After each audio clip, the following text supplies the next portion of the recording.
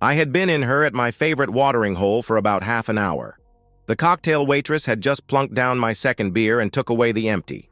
I was here because I had some contemplating to do. Something at home just wasn't right, and I couldn't figure out why. As everyone knows, serious contemplation is best done with alcohol.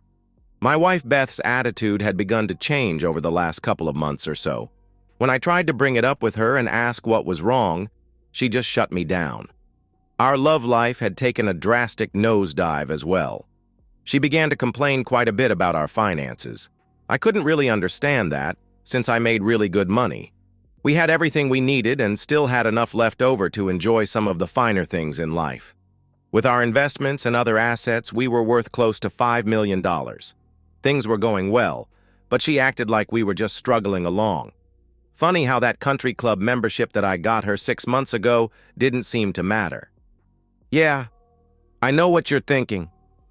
I was thinking about it too. The most logical explanation is that she's having an affair and thinking of trading up. There were a couple of problems with that. First, we didn't have a prenup. That would mean me getting destroyed in a divorce. Second, I had no proof of her infidelity. Anyway, I had just pulled from my second beer when I saw her walk into the bar. No, it wasn't my wife. She was supposed to be out with the girls tonight. I had no idea who she was, but she was a real beauty. Every head in the bar turned towards her and watched as she took a quick look around, then started walking directly towards me. When she got to the booth I was sitting in, she simply slid in across from me without saying so much as boo. She looked me over for a minute, then began talking. "Adam Colton?" she asked. I just nodded my head. Brandy, the waitress, came over quickly and took her order for a glass of white wine. "My name is Alyssa Holmes. I have a bunch of information for you that I think you could use. I also have a proposition for you on how best to use this information." "Okay," I replied. "What's this information going to cost me?" She smiled. "It isn't going to cost you a dime. In fact, if you accept my proposal, it will even pay you to keep most of your assets than you normally would be able to." "Okay. What's the information that you have?" I asked. "First off, your wife is cheating on you." "And how do you know that? Do you have proof as well?" I asked. "I know that because she is cheating on you with my brother. I have photos, video, audio, as well as notarized testimonials about it. I am prepared to give all that to you," she answered. "Wow, you must really hate your brother to throw him under the bus like that," I asked. Her grin lit up the entire bar. "Quite the contrary. I am actually here on his behalf. He sent me so he could keep her occupied while we talked." "I'm confused. If he is stealing her away from me, why would he be trying to help me? I mean, I read all those stories, and most of them have the wife blindside the poor fool so he can't prepare and fight back. By giving me a heads up, I can start preparing things and moving assets around to reduce what the courts order me to pay her. Isn't that counterproductive for him?" I asked. She began, "Normally, yes. This case is different. You see, we don't want you to charge ahead with the divorce using this information. By all means, take the opportunity to move assets around and do what you need to do. Just don't file for divorce. Don't even let her know that you are suspicious of her cheating. Let us handle the divorce. We will have her file giving you pretty much everything." "How will you make that happen? Lord knows that Gloria loves money. I can't see her just giving up on half our assets as well as substantial maintenance payments," I asked. There was that smile that turned midnight into a bright, sunny summer afternoon. Damn, I would probably die of radiation sickness being exposed to her smile before too much longer. "Okay. There are a couple of things to keep in mind here. First off, my brother is a very good man. When he began his relationship with your wife, he had no idea that she was married. She, in fact, came on to him. It was only 2 weeks ago that the background check came back, and we discovered that she is married to you. It took another week to run more background checks and get all the information we needed to verify that she wasn't getting divorced or separated from you. That information also indicated that she was simply looking to trade up. You are fairly wealthy. but we are a lot wealthier. A lot wealthier. Our data shows that you are worth about $5 million. That includes the 1968 GTO that you are about to buy for about $10,000 less than what it is actually worth. She saw the astonished look on my face. Yes, we have extremely detailed information. When you get into our league, you need to be careful about who you are dealing with. We also found that you are a very decent and honest man. That's why we decided to go this route. All right. You seem to have me at a disadvantage because you have all that information on me, but I know nothing about you, I answered. Yes, I understand. I gave you my name. My brother's name is Brad Holmes. A quick internet search should give you enough background information on us to answer any questions. Also, feel free to hire a private investigator firm to do a background check on us. You can even send us the bill for it if you want to. She replied. Okay, I will need to check things out before I commit to anything, though. So, what is this plan you have? I asked. One other thing you need to know. Brad was married once before. She was a gold-digging woman. He caught her cheating on him. Thankfully, they had a prenup with really harsh penalties for infidelity. She basically walked away with the clothes on her back and what she could carry in 2 suitcases. Because of that, Brad despises cheaters and gold diggers. He's normally a really nice guy, but he can be ruthless when he finds someone trying to take advantage of him. So, he will lead her on for the next couple of months. He will eventually persuade her to file for divorce from you so she can marry him. One of the conditions, though, is that she asks for absolutely nothing from you. He will persuade her that she won't need any of your assets because he is worth over $500 million. In about 2 months, he will propose to her. She will have to come clean to him about the fact that she is still married. From the emails she has sent to one of her friends, she is going to tell him that you two have been separated for a long time, but never actually got divorced. She's going to make you out to be the bad guy and claim that you had been cheating on her all throughout the marriage. When you threaten to fight the divorce, he will convince her to give you everything so that the divorce goes through quickly and they can get married. You get everything, she gets nothing. As soon as the final divorce decree comes through, Brad will confront her about the lies she told him. He will tell her that he can't trust a woman who cheated on her husband. He will dump her and leave her with nothing. Sounds like I really have nothing to lose and everything to gain here. Even if everything you are telling me is nonsense, I can still protect myself by hiding assets and preparing to divorce the cheating woman. I still want the information that you have, and I would like to meet your brother as well. Since he apparently didn't know she was married, I have no beef with him. So you don't need to worry about a physical reaction from me. If he is as good of a guy as you say he is, and if what you told me is true, maybe we can even be friends. There was that radiant smile again. You are a good man, Adam Colton. I think you and Brad will get along just fine. With that, she finished her wine, got up, and walked out the door. I would like to thank the Academy for this great honor. Yeah, that didn't happen. Still, the next 2 months should have gotten me the Oscar. I put in just enough effort to have love with Gloria so that she wouldn't be suspicious. Of course, I was always knocked back on it. I didn't mind. I did meet Alyssa and Brad for an extended lunch a couple of weeks later. I also managed to meet with Alyssa for dinner a few times when Gloria was somewhere else with Brad as well. Gloria and I devolved into more platonic roommates than a married couple.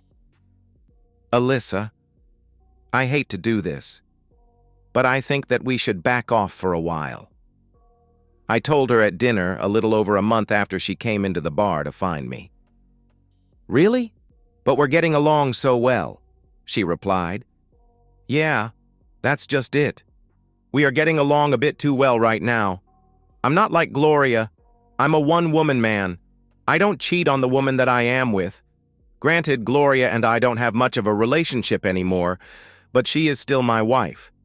I just can't get into another relationship until our divorce is final. The issue here is that I am developing real feelings for you. I can't compromise my morals by starting a relationship with another woman while I still have ties to another woman. Also, I care so much for you that I don't want to sully what we might have by sinking to her level and getting into another relationship before my current marriage is completely over." Alyssa sighed heavily. "I understand. You are a good man, Adam. I admire your ethics and sense of right and wrong. That's one of the things that I admire most about you, and probably the main reason that I find myself falling in love with you. Forget Gloria. She's too stupid to figure things out anyway.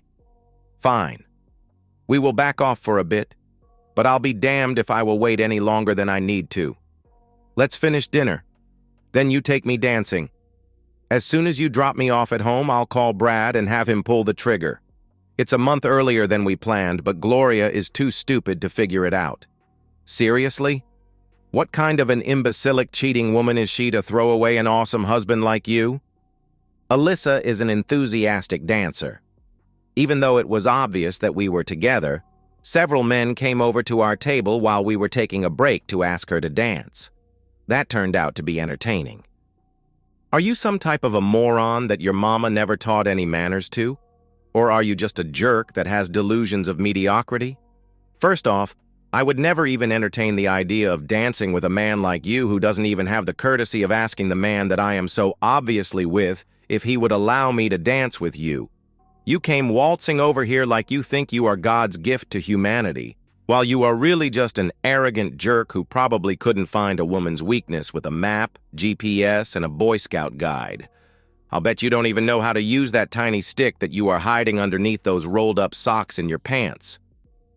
After that would-be Lothario slunk away, there were actually a couple of brave souls that did come over and politely asked if I would allow them to dance with her. I replied that she could dance with them if she wished. Alyssa always demurred, explaining that she was saving all her dances just for me. Alyssa stole my soul when I walked her to her door that night.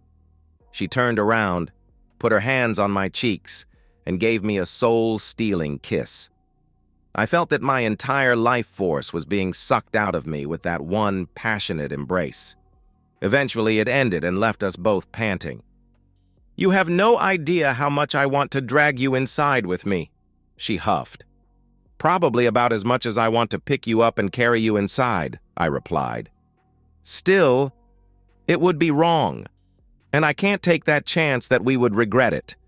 Think of how much better it would be for us to wait and do it right." "You and your damned morals," she smiled.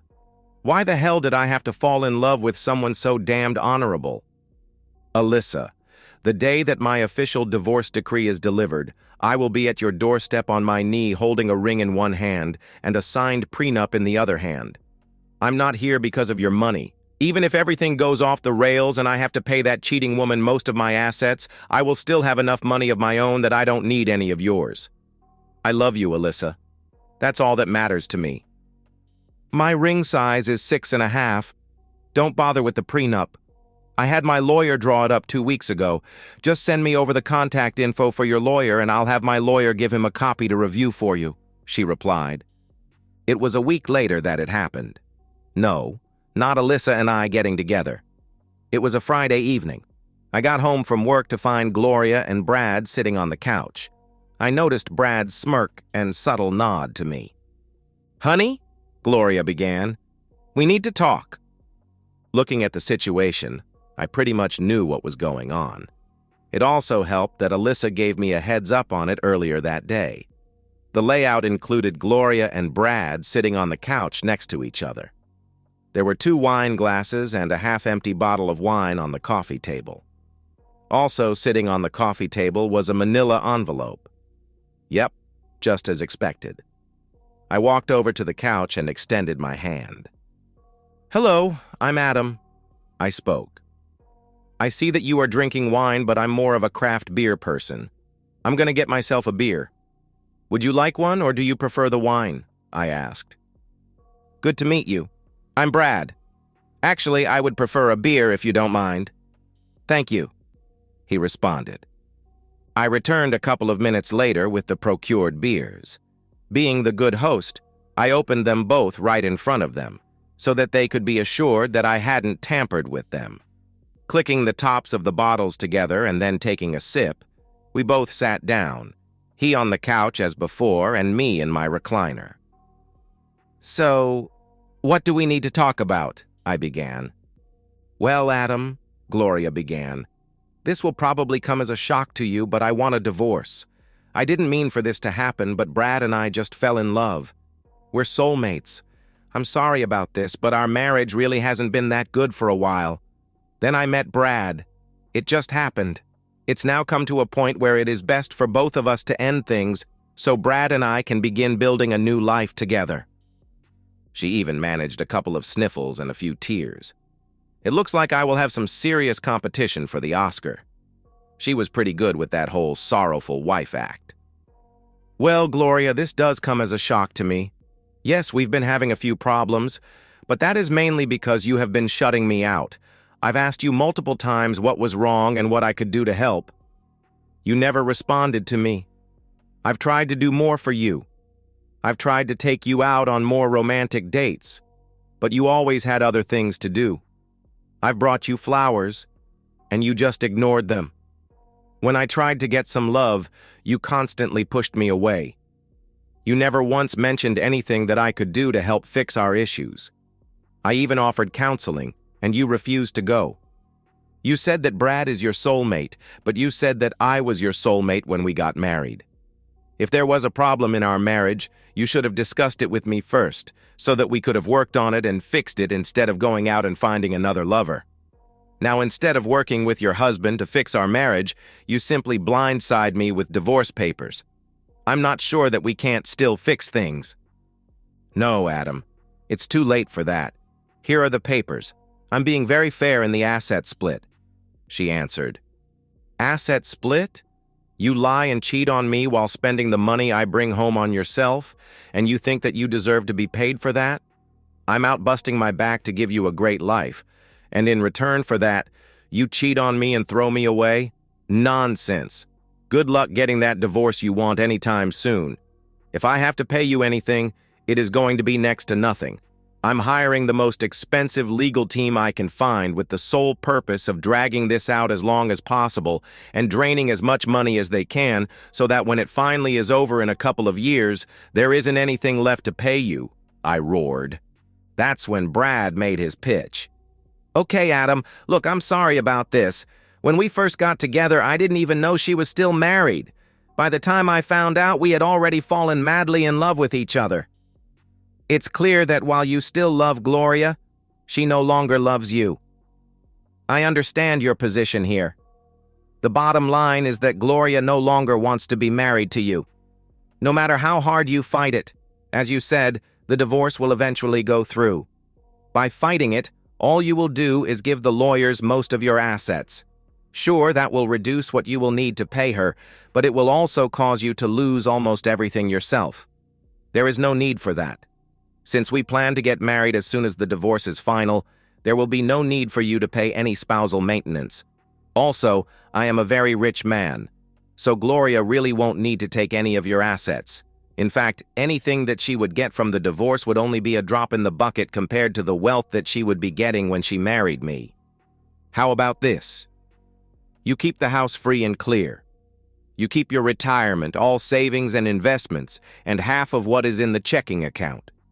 She walks away with half of the money in the checking account, all her clothes, personal possessions, and her car. Honestly, she really won't need anything else after we get married." Fine. I grudgingly agreed. Except that she returns her wedding and engagement rings as well as all the jewelry that I inherited from my family. I also want the expensive jewelry that we keep in the safety deposit box. I bought that under the assumption that we would eventually pass it down to our kids and grandkids as heirlooms. Brad turned to Gloria. "Remember that we discussed this. We are hurting him enough by what we have already done. It's better to get it over with quickly so we can get married and begin our new life sooner." "You're right, Brad. I won't need any of his money after we get married anyway. Let's get the new papers drawn up and filed." With that, we toasted our agreement, and they left. Now, I know that some of you out there will think that I'm a heartless bastard who only left a couple of dollars in the joint checking account. You would be wrong. Doing that might make her suspicious. We normally try to keep about $10,000 in the account. I left that alone. She had several designer dresses, expensive shoes, and other accessories. Most men don't realize it, but they give away a big chunk of change when they ignore their wives' closets in a divorce. On the retail market, Gloria had close to $60,000 worth of clothes. There is a pretty good market for high-quality used women's clothes in the online market. Sure, you can't get the full retail price, but you can get at least 50% to 75% of it. Her car was a 1-year-old Lexus that we had paid cash for. That still had a lot of value in it. Her retirement really wasn't much. It probably totaled a couple of $1,000s, and she wouldn't be able to touch that for a couple more decades. It was a week later that my lawyer and I met them in her lawyer's office. He stressed that he was strongly advising his client against the proposed division of assets. It was basically 90% to me and 10% to Gloria. It doesn't matter.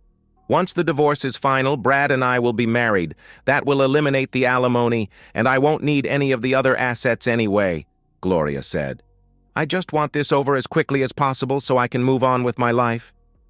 We signed all the papers, and he had his paralegal notarize everything. Now it was just a 60-day waiting game until the final decree was given. In the meantime, Alyssa and I got to know each other a lot better. Most of our free time was spent together. No, we didn't have intimacy. God knows we both wanted to, and we came close more than a few times, but we decided to wait until the final divorce decree arrived. Brad and Gloria also continued their relationship. She even moved in with him full-time. Brad, Alyssa, and I made and refined our plans for the finale. The 60-day waiting period had passed. I had received the final notice in the mail the day before. The monster 455CL engine was rumbling as I idled up to the valet parking in front of the mansion. I pushed in the clutch, shifted the Borg-Warner 4-speed into neutral, and applied the parking brake. Stepping out, I smoothed the lapels on my new tuxedo. I really needed to make a great impression. After all, I was now free of a cheating wife and about to enter the next phase of my life. I did a quick pat on my jacket to verify that what I needed was still safely tucked away in the inside pocket. With that done, I turned towards the early 20s guy that hurried up beside me to the jealous looks from his co-workers. She has a really stiff clutch. Be smooth and gentle with her, I advised as he respectfully climbed into my car. I had spent the last month finishing her. Now that I no longer had a wife blowing all my money on stupid stuff, I could afford to spend some cash on things I really wanted. I just got her back from the paint shop 2 days ago. I had an ear-to-ear smile as I strode up the steps and into the mansion. This was about to be an epic night. Just before walking through the open door, I caught a glimpse of the next arrival. This would take the night from simply epic to completely legendary.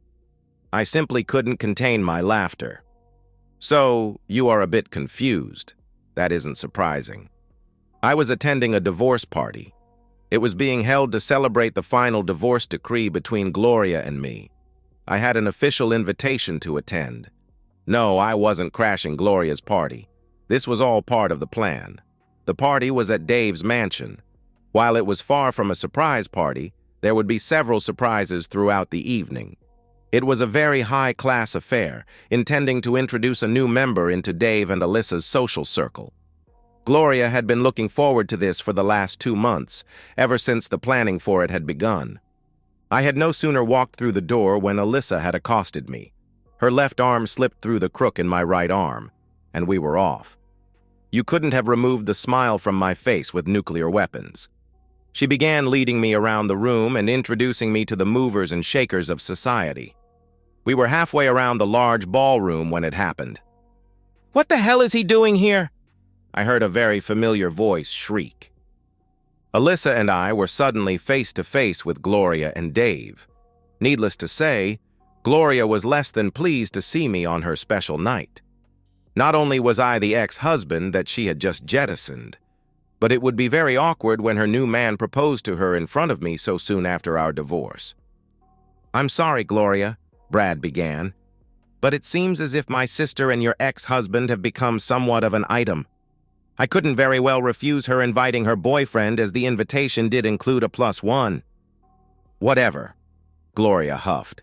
Then looking at me, she continued, "Just don't make a scene and ruin this wonderful night for me.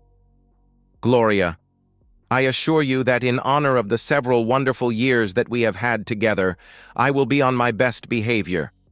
I understand how much this night means to you, and I will do my utmost to ensure that you will be able to look back on this night as the night that you began the rest of your life. I loved you exclusively for years, Gloria.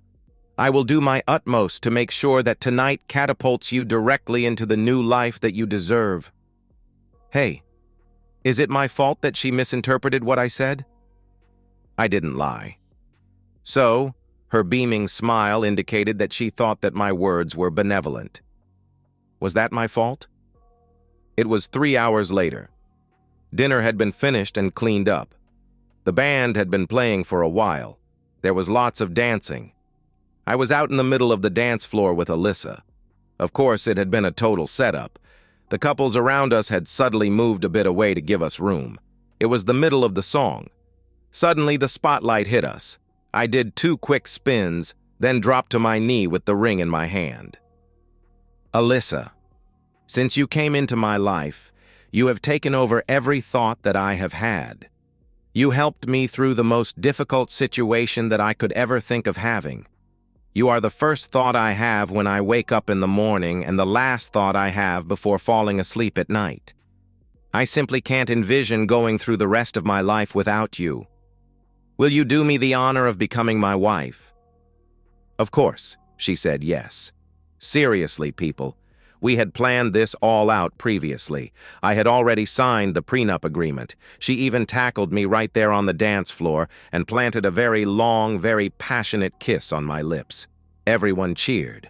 That just led to Gloria being even more angry that we had grabbed the attention of what was supposed to have been her night. The night turned from her divorce party to Alyssa's and my engagement party. It finally came to a head a couple of hours later. "Brad, we were supposed to get married right after my divorce was final. It's final now, so why did your sister just get engaged to my ex-husband, but you haven't even gotten me my ring yet? We haven't even begun planning our wedding." Gloria confronted Brad right in the center of all the high society movers and shakers that she had so desperately wanted to be a part of. "Well, it's like this, Gloria.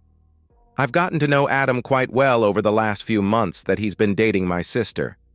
He's a really great guy, and we've become rather good friends. It occurred to me that if you could so easily cheat on a great guy like him, who gave you nothing but love, what's to stop you from cheating on me? After all, it was you that came on to me. You even lied to me in the beginning about being single. Once you had to admit that you were married, you made it seem like you were separated and headed for a divorce anyway.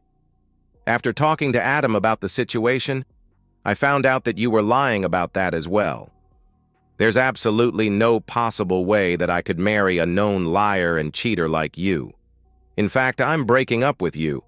I'll give you a week to find a new place to live before I throw all your stuff out in the street. Now, if you will excuse me, there are a couple of single ladies over there that I believe I will go and talk to," Brad replied.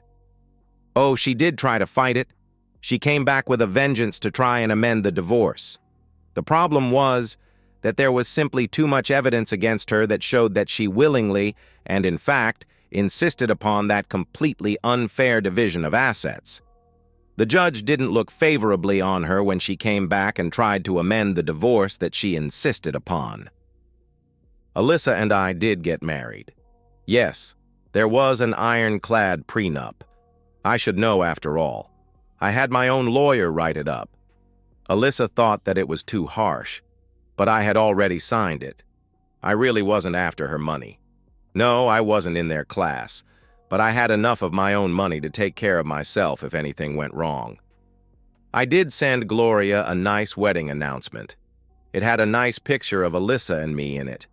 It also had Brad and Gloria's sister playing tonsil hockey in the background. Okay, so I did that on purpose. I wasn't, however, responsible for the wedding invitation 6 months later between Brad and Gloria's younger sister. Gloria did not attend. No, Gloria did not become homeless. She ended up working at Taco Bell and living in a rundown studio apartment. She now buys her clothes at Goodwill and her undergarments at Walmart. In her attempt to trade up, she lost the cushy lifestyle that she had been accustomed to. She is still a very attractive woman, but the news got out about what she attempted to do. She did try a few more times to land one of the well-to-do single men in town, but they all knew what a gold digger she was. I saw Gloria again about a year later. Alyssa and I were coming back from dinner at an excellent Italian restaurant on the other side of town. "That looks like Gloria," Alyssa said as she pointed at a street corner. Sure enough, when I looked over, there was Gloria. She was leaning up against a building. Her hair was styled but not immaculate. Her chest was barely contained by the 2 small halter tops she was wearing.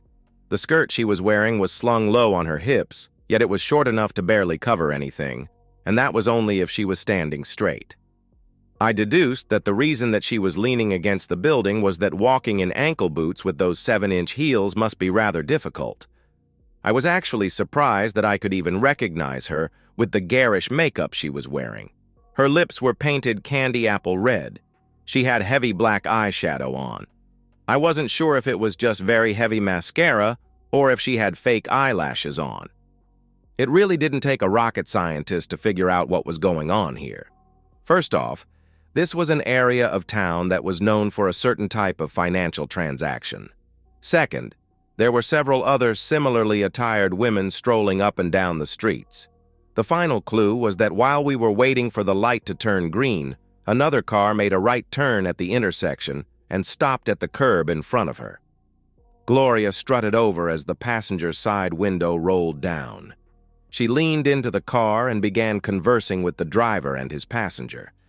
After a brief negotiation, the passenger door opened and the passenger stepped out of the vehicle. Alyssa and I watched as the passenger seat was tilted forward and Gloria and the man both slipped into the back seat of the car. When the door closed, the vehicle pulled back onto the street and drove off. Alyssa and I looked at each other and broke out in laughter. And so, we've reached the end of today's story. Was it what you expected, or did it take a twist you didn't see coming? I'm curious to hear your thoughts. Share them in the comments below, and let's get a conversation going.